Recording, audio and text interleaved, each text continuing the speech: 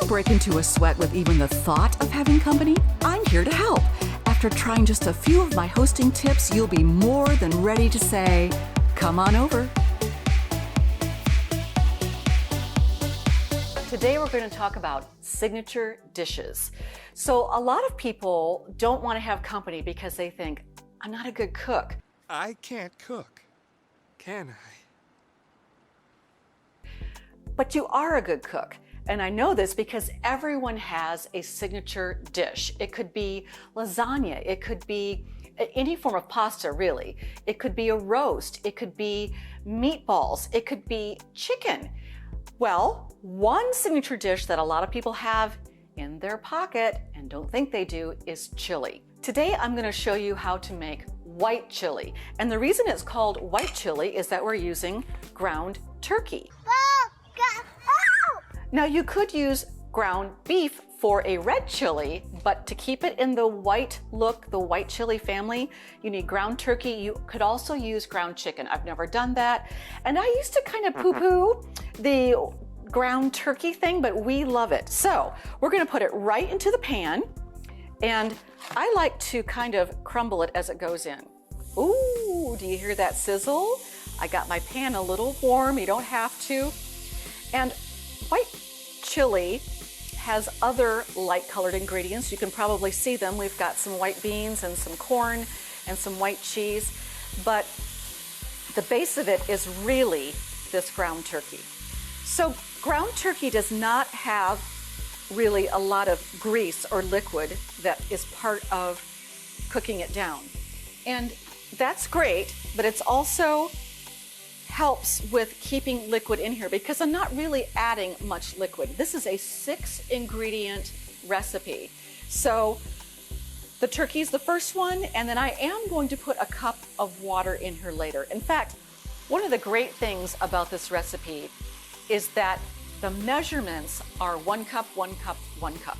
It has 6 ingredients, and 3 of them are 1 cup of things. So you could even measure out your ingredients while you're cooking down the turkey. I often do that because the turkey doesn't need a lot of attention. We're basically just browning it, and again, leaving it in its own liquid. You don't want to get rid of that liquid. It will help the recipe.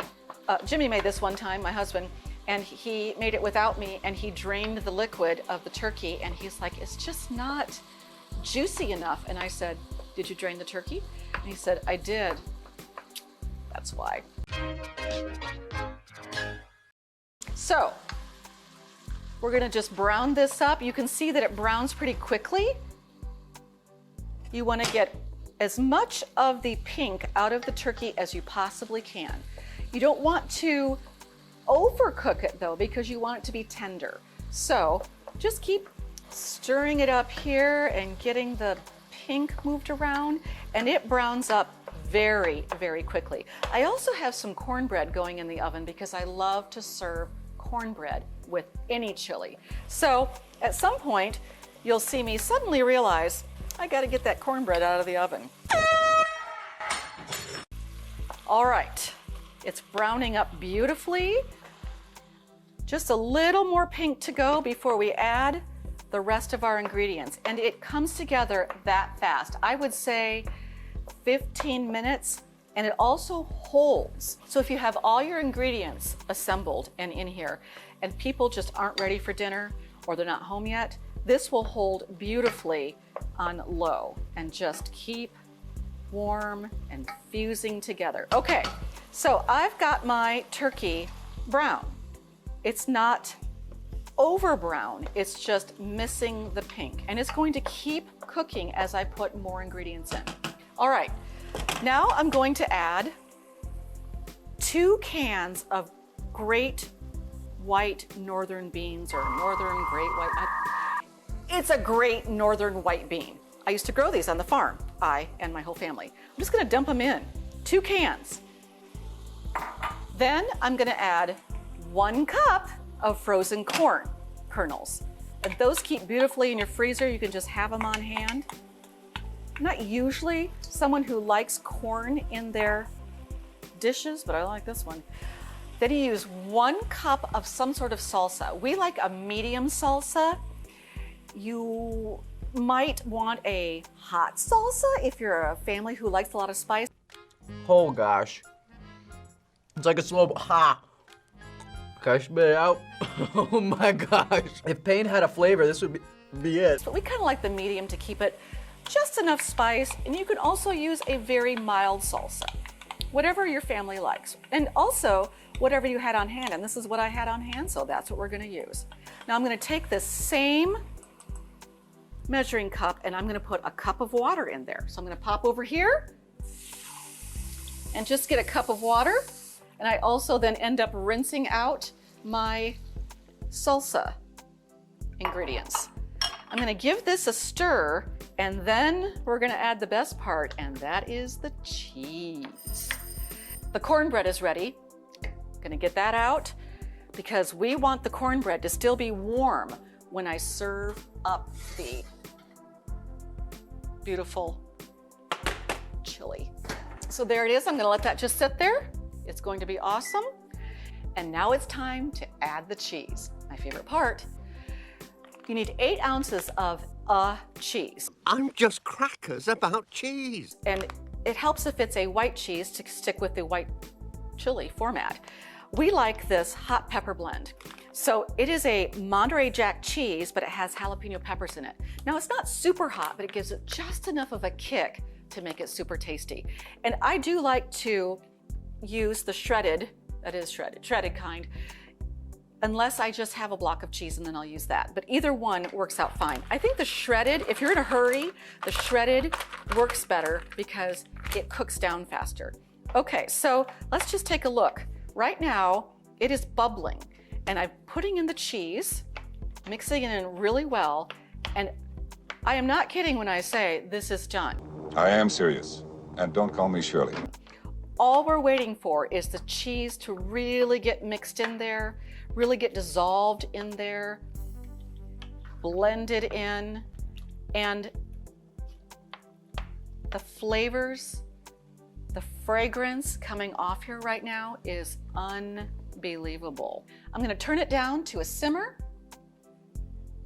and let it just kind of fuse together. Oh my word, this smells so good.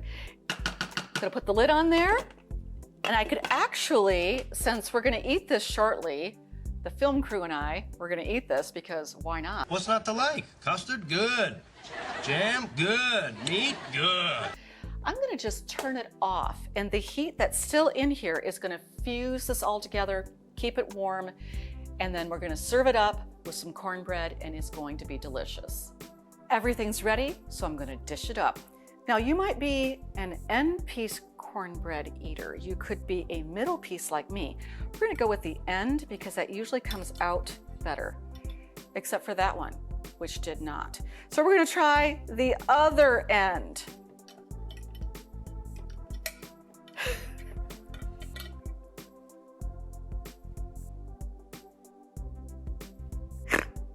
Okay, not gonna try the other end. We're gonna try.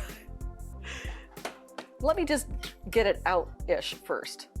That would be better. Don't make me angry. You wouldn't like me when I'm angry. Can you swear at cornbread? Because I'm about to. I'm fixing to. Fixing to swear. Swear? I'm fixing to swear at the cornbread. Because it's the devil. I've got it now. The devil's lost her mind. All right, the cornbread is ready, so we're ready. Now, you might be an end-piece cornbread eater, you might be a middle piece. Your choice. I'm going to take out an end piece because that's the piece that actually wants to come out. And there's our beautiful cornbread ready to go. And I will serve butter with that, of course. And then let's look in here, and oh my word, the fragrance coming off of here is unbelievable. I'm going to give it a stir, and then I'm going for a seriously big helping here. Because, you know, the film crew, they get hungry too. Those extras are non-union. Give them water and pretzels and they'll be grateful. So here we go. Oh, and look, we got a little bit of the red tomato in there from the salsa. You can see the corn, the yellow corn. We've got the beans, and look at all this ground turkey in here. It is a wonderful helping for a midday or even evening meal, particularly if you're gonna watch some football or just kick back for the evening. So here it is, a signature dish. Not difficult, not expensive, 6 ingredients. You can do this. So I want you to run out there, get those ingredients today, and fix it for someone and make them feel special. You can do it. It's weird for me to not be wearing a napkin, an apron.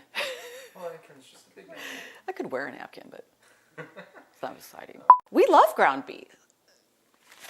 Ground beast? Really? Ground beast. I guess it is a ground beast. Whoa, this is awkward. So you don't even have to try to memorize the dimensions of what you're going to use. The dimensions? I don't know why I just said that. Note, still hot. But maybe you don't. Who knows? I'm going to do that again. Good Lord. Come on over. Now go make someone feel special today.